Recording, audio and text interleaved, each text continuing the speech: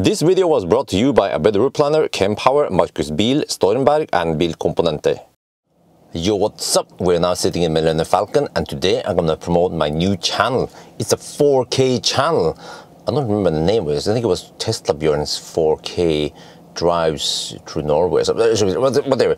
But the whole idea is that I'm driving all over the place. Well, at least I used to do it. Nowadays I feel like I'm driving the same stretch over and over again. Spekkeret, Varberg, Helsingborg, Varberg, Spekkeret, but at least I will try to do more trips across Norway and then less of the 1,000 kilometer challenge. And especially when I do those Sunday drives, you see some nice stunning Norwegian nature, landscape, lakes and just green hills, you know, valleys. So the idea is that I want to bring all that out in a separate channel for people who are interested and also maybe get new viewers. It seems like a lost opportunity for me to collect awesome 4K footage that I can post. There are other channels out there, mainly just drone shots or some other stuff, or time-lapse. So this is not time-lapse, this is real time, just driving across Norway, pretty much. And so what is the whole idea then? Well, I would just record as I go, but the problem is that usually I'm also live streaming and there'll be random shit about me complaining about the Norwegian left lane huggers or something else. So I don't want to have that one in the video. And also many times I'm also charging the camera, so there'll be some static, right? So that's why at least a few first videos I just cut out the audio and there was no sound. But there's so many people complain that, oh, we want some music, Okay, well, I could put in music there, but I don't want to sink too much time into this because I want to focus on the main channel. But again, since we are traveling many places, it's like I said, it's like a lost opportunity to grab those awesome shots and post it in another channel. So you guys saw that when I went to Trollstigen.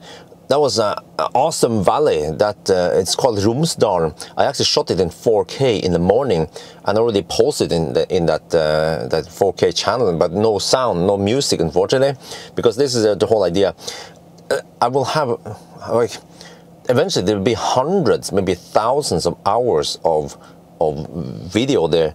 And then I can, of course, put music there, but the music will eventually be repetitive, almost like 1,000 kilometer challenge, because I simply cannot get a huge library and try to randomize some songs or try to get new songs all the time. And also it takes some time for me to pick all that. So I just did some quick, okay, drag, drop, no fancy edit or something like that, or yeah, so just make it as simple as possible. At least I made music in the last one I posted and people were happy, because the whole idea for me is that you might not want to listen to that music I have. So the idea is that we are there just for the shots. That's the beautiful part of it. And then the music, you provide it yourself. You can just turn on some music, or you don't even have to listen to music. You can just play it while you're busy doing something else, or just have it in the background. That's the whole idea. So, but okay, so many people complain and ask me to put in music. There's this awkward silence where I'm like, yeah, okay, fine. I mean, other channels, typical drone shots or time-lapse, they also have music. Yeah, that's fine. But they probably have more time to edit them, unlike me. So, but okay, I will try to put some music there, but the music might be a little bit repetitive after a while. I'm fine, and I'll try to make some scripts and at least try to randomize them and just use random stuff. But ideally, yeah, I should use some kind of calm ambient music, something like that, and not too much upbeat or something. And some, but what it happens now is I just toss whatever in there. As long as there's some music, right? Yeah. And then some people say, yeah, but can you at least talk something or use the ambient sound? No, it doesn't work. Unfortunately, it doesn't work, since we have lots of other random shit going on in the car when we're live streaming. So at least that's the channel. So yeah, you can check it out, try to subscribe to it if you like that stuff. There will be more of that eventually, but I will mainly try to focus on Norway. But eventually, if I go to other countries, I can also shoot some video there. And also I will keep track of which routes I've done, so I will not do the same one again, except for this is the interesting part, is that when you drive for example, one direction, when you go from Dombås to Åndalsnes, you go down that valley, Romsdalen, and the stunning view you see there is freaking awesome. But when you turn around, you actually get a different perspective, you get a different view. So that is actually two possible routes or two possible videos.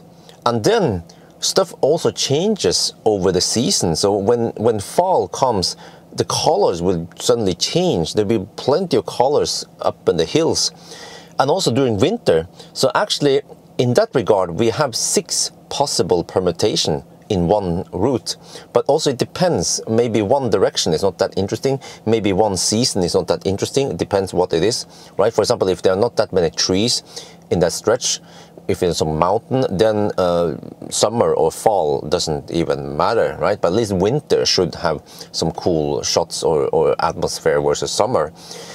So I will keep track of all of that stuff and see how it goes, and yeah, so you can check it out. It's just a crazy idea I had, and maybe this will add some more value to what I'm doing currently. Or yeah, I'm also trying to monetize on this, but when it comes to the 4K shots, okay, I might not want to be too strict, or I mean too aggressive on the ads. When we have more lower aggression on ads, because since there's something you want to enjoy, you don't want to be interrupted. But if there's like a video where I explain something and some car stuff, some review, then you might not want you might not mind having a little ad break. But by the way, I want to explain that YouTube chooses the ad breaks automatically. I just say whether I want to have ad breaks and whether they will be skippable or not. And then, yeah, but of course, if you don't want ads, you can always buy YouTube, what is called, it used to be called YouTube Red, now it's YouTube Premium. And also I heard that YouTube Premium will unlock this HD Premium higher bitrate, because the 1080p that YouTube I used for the longest time has really shitty quality. Every time I edit the shot straight from the camera has 35 megabit per second bitrate, and then when I edit it, I render it down to around 15 megabit per second. But then, and it still looks pretty good until I upload it to YouTube, and there'll be weird color banding and artifacts, and I was like, what the heck, man? Yeah, and there's nothing you can do about it, except for, I think there's a trick where you take that video, you upscale it. So I shoot it in 1080p, and then I upscale it, and then you force YouTube to run it at the 4K bitrate, and then it will actually look better. Yeah, I heard about this. I haven't tried it. And also, maybe some people ask, yeah, Bjørn, why don't you shoot in 4K?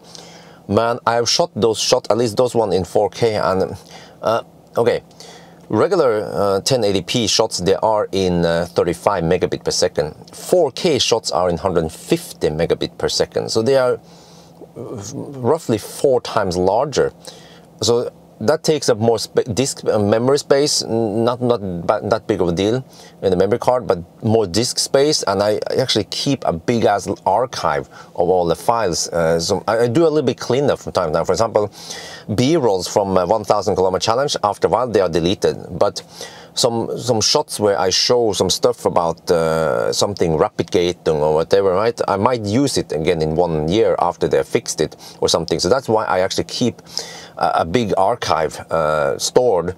So that takes up more space, of course, for 4K, and also it requires a faster computer. So I already have a pretty fast computer, but just everything becomes heavier when you have 4K. And actually, if you were able to look at the good quality 1080p with high bit rate, you will see that it is damn nice and sharp still.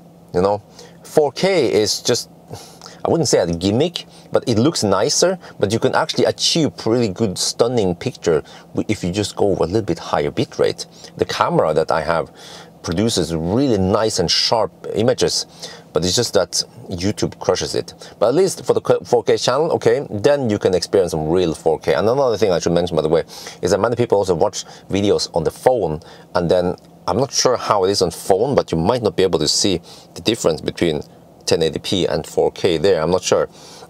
there's a whole physics about this, how many dot per inch you want there versus the viewing distance and screen size and all that. But yeah, okay. Okay, so there's a little bit of explanation. From time to time, many people ask me, hey, what about 4K videos? Why don't you shoot in 4K and stuff? No, content is more important than the picture quality.